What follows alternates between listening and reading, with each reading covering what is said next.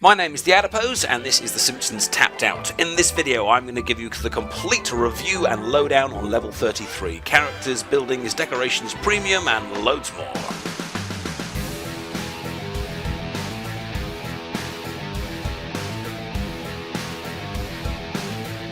Well, greetings everyone, and welcome to level 33 on The Simpsons Tapped Out. If you have a look in the bottom left-hand side, you'll see I've just hit level 33, hit it as soon as I logged on yesterday. And in this video, I'm going to be having a little look at the new buildings we can get, both free and premium, the decorations, and we'll start off the new quests as well, and show you our new characters. So a whole bunch of things that I want to show you today.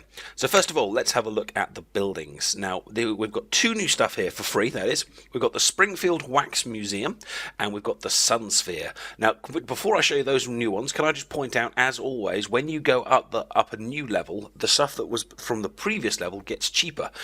Calmwood Mental Hospital was 300,000 and something, but it's now 200,000 and something. So I haven't actually bought that yet, and I'm actually glad I didn't, because I'm actually going to save myself $100,000 in doing so. So I'm not actually going to buy these, but I will plonk these down. We've got the Springfield Wax Museum, which is going to give me $200 every 12 hours, which is okay. And it's actually a lot bigger than it looks. If you look at it in the picture, it kind of looks like it's the same size as Zesties, which is what I've got it next to here, but actually it is a lot bigger. But in lots of ways, though, that's good, though, because that means you can make it a real focal part of your decorations. You can give it a car park, you can give it lampposts, we can give it, all those kind of city decorations. But this is a tourist attraction, and therefore we can decorate it as such. It's a shame, really, we can't actually kind of maybe build it in the theme park in Krusty's as a kind of a tourist attraction there, but perhaps it's the kind of thing that will go quite well in the cosmopolitan section of the city, or the commercial section, or maybe in an entertainment section. But it's got a really nice shape to it. If you can see, it's got that little kind of cutaway on the left with the ticket booth, and then actually on the right hand side it's got a little kind of forward facing kind of dome section. And of course you can rotate it to the two different directions, but we get roughly the same effect each time depending on where you want to place it. Now, the other item, I'm afraid I can't actually put in the city even to show you, because it is a absolutely ridiculous 750,000, which very much puts it into the same sphere. Same sphere? Yeah, no. Okay, as the big mirror and the that kind of leaning tower. So this is designed to be a luxury item for end game players, but that's great because there are lots of players now that are sitting around with huge amounts of money, not really knowing what to do with it. And here's something that you can do with your item. It's something, it'll only, as terms of a bonus for you, it will improve your vanity rating, which is nice. But I don't think many players have a huge problem with vanity. My vanity is 5 stars out of 5, and my city isn't actually especially big, so it's not going to give you real kind of bonuses, but it is going to be a very cool decoration and something that you could really kind of think about how you want to kind of make it stand out. I was wondering if it would go quite well next to the observatory as one way of designing it, but of course you could kind of give it a big kind of park with its to be there by itself, or you can make it stand out in other ways. Maybe a huge kind of fake 3D hill with the sun sphere on top. There's lots of different ways of possibly decorating this kind of luxury item, and I think there's some fun to be had there. Be warned, though, I believe it has a very long build rate. I was reading on tappedout.co.uk, which is a brilliant new Simpsons site that I've been getting involved with, that it possibly has a 3-day build, which is crazy. But nevertheless, if it's for endgame players, perhaps it doesn't really matter. So what else have we got in the level 33 update? Well, we also have some new decorations. Well, I say some. We have one for free, that is, which is this training wall. And I'll plonk it down there. It's basically a wall with a door in it. So we could maybe use it to set up some sort of kind of army training ground. It could definitely be used really nicely in conjunction with perhaps the nuclear warhead or the training dummy. You could make some sort of kind of police or military kind of training area, or maybe in the background, in the back of Wolf Castle's mansion. Maybe he could make himself his own little kind of like little training zone there. And remember, of course, if you put trees in front of the door itself, you don't necessarily always have to have the kind of door on display. So if you cover the door like that, you could then just kind of use those walls as standard walls and maybe kind of make a kind of a 3D object using those walls. So don't let the door kind of put you off, because there are ways of getting around that. So thank you very much for the games designers for that. And of course, we have some premium items as well. So if we head back in, we've got 3. Now, I must confess, I'm not so hot on these premium ones, and I'll explain why. First of all, just in terms of looks, okay, they are quite cool. We have got a little Lady Justice, which is a statue. That's going to cost you 75 donuts, and that's going to give you 2.75% bonus money and XP to all jobs. Now, that bonus isn't great, if I'm honest. If you have a look at this, if we just go and head over and look at the police car is 40 donuts for 2% bonus money. If we times that 40 by 2, we get to 80, and then I would expect that bonus to increase as well by 2, which I expect it to give me 4% bonus money. If we come back to this little Lady Justice, she's effectively twice the cost of the police car, but she's only giving me a little bit more, 0.75% of a bonus to that XP. So if you're getting her for the XP and money bonus, she isn't worth it. However, statues are a really nice addition to your city. So in terms of a decoration, she's quite useful, to be honest. I mean, I've had quite fun placing my little my bell here outside Springfield Town Hall. I've enjoyed putting my Lisa in my my kind of shopping zone here. I've enjoyed putting my my naked Smithers over here in front of Burns Manor. So and of course there's the ice sculptures as well. I mean, statues make really nice centerpieces. So whilst it might not be worth the money, the premium money for the bonus it gives you, it might be a useful thing to perhaps put outside the town hall, because obviously it's kind of justice type thing, or maybe the police station, or maybe even the prison. It is a nice decoration. It's just a shame it doesn't come with the bonus to go with it. Now then we have Canine Officer. This is one of those kind of like movable decorations, like the snake, if you remember, for a while back. Basically, it doesn't do anything. You can't give it tasks. You don't get a cash bonus from it. It barks. It walks around your... It's basically a kind of a movable decoration.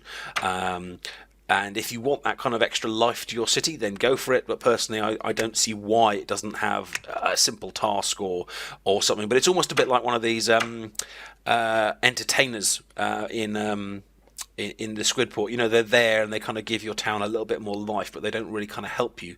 But if you like having that extra bit of life to your town, then of course go for it. Now here we come to perhaps the most interesting part of the premium stuff. We've got a brand new premium character, Arnie Pie.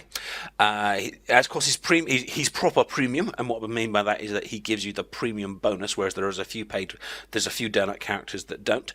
But he is a more valuable character to you than some of the others, and he also comes with a full set of missions, and he has a kind of a set of interesting quests. I've got some lovely resources on the web that have told me that he gets to he's kind of like a helicopter interviewer. You know, he kind of flies around doing traffic reports and checking the weather and, you know, various things like that. But he does have a set of quests where he kind of interacts with various other characters. Price-wise, he's more expensive than the squeaky voice teen, but he's less expensive than Dr. Nick. He's more expensive than the Bumblebee Man, and the other expensive one is the Rich Texan. In fact, he's the same price as the Rich Texan, I believe. So he is on the upper end of the single character premiums, and of course that does mean he doesn't come with a building or anything like that. But if you like the character, and you know, he'd like an addition to your Springfield, he will make you money, and I'm sure he will make you kind of smile and laugh as well. But I must admit, looking at these three, there's no must-haves to me, and I think if I was going to plonk down the donuts, it might well be for Little Lady Justice, just because that to me is it's the statue that I've got nothing like that in my city already, so it's something a little bit different. And then lastly, of course, we have some brand new quests, and those quests come with 2 new characters for us, and to get those characters we have to start on Sneak. I'm totally gonna get past the museum's guard. Oh, that's a terrible impression. Can I do that one any better? I'm totally... That's the same voice. Oh, whatever, let's just use it. I'm totally gonna get past the museum's alarms and steal the guards to steal the famous star of Ogdenville Diamond. But first, I'll need caffeine and junk food to get me pumped up for this legendary heist. And so he's going to go and rob the Kwik-E-Mart, and we're going to attempt to rob the Kwik-E-Mart, and then I'm going to break every bit of advice that we've ever been told in terms of how to spend your donuts, and I'm going to skip past that one. Although, nice little bit of gun animation there. I'm going to because it's only going to cost you 2 donuts, and I wanted to show you the new characters in the video. So we will get back into him. Ha ha! And if we get rid of the cash, hopefully he will give us some more. Chief Wiggum, my store has been violated yet again. What steps are you going to take? He sounded slightly Welsh then. Yeah, I'm not about the past, boo. I see. I'm all about what the future holds. And I see my future holding that box of donuts and a pineapple squishy. This is unacceptable. Criminals run willy-nilly in the town, and the police do nothing. I'm going to call newsman Kent Brockman and have him perform an expose. Ah, what kind of expose? Hard-hitting. Ah, no, wait. Hey, no, see, I'll no read for that. I'll round up the troops. I'll even get the SWAT van back, which I borrowed to take my gym equipment to the dump. And here we go. We place the SWAT van, which is going to cost you an awesomely massive $225,000. But it's going to come with our first free, when I say free, non-premium vehicle. Every other vehicle, as far as I'm aware, has been a premium decoration. This one is not, and it comes with 2 characters. Now, as always in Simpsons Tapped Out, for some reason, you cannot place vehicles on the roads or in the car parks. You have to kind of decorate carefully to squeeze them in. But I have got a little bit. This is a lovely little space here behind my... I was going to say I've got a lovely little space behind my police station, but it doesn't seem to want to go there either.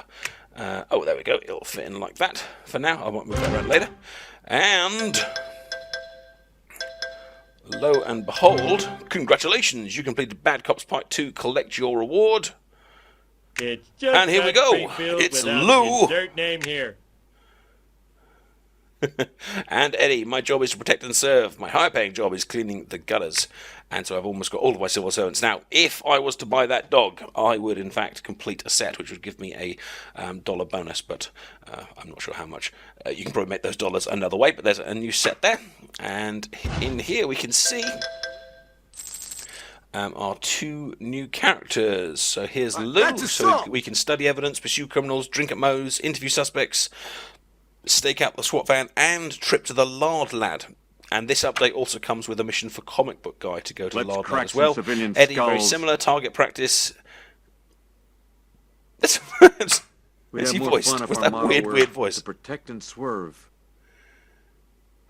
Okay, so Eddie's voiced. Aside from my gun, Lou isn't. all that makes me feel like a man and my enormous genitals.